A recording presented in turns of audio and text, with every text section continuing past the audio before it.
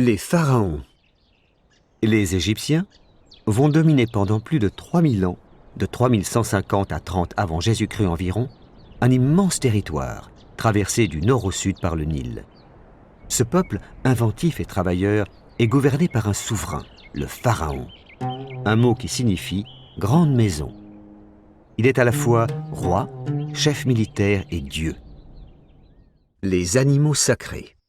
Crocodiles, singes, ânes, chiens, scarabées, lions, serpents, vaches, tous sont considérés comme des divinités.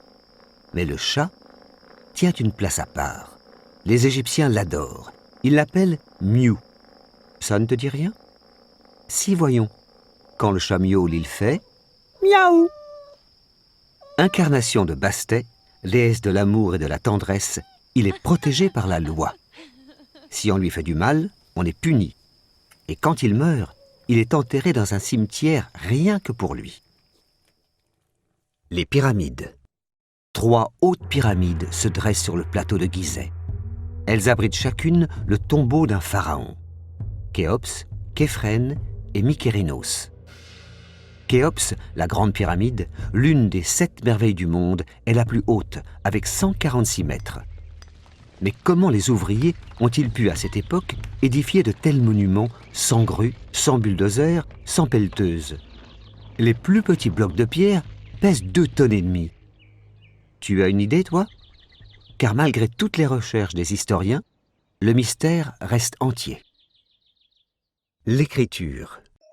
Sur les murs des tombes et des temples, sur des tablettes ou des papyrus, une sorte de papier végétal, d'étranges signes apparaissent.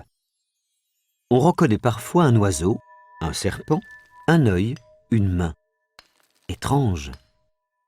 Ce sont des hiéroglyphes, une écriture très particulière connue des seuls scribes, les écrivains professionnels, mais que personne ne savait plus lire.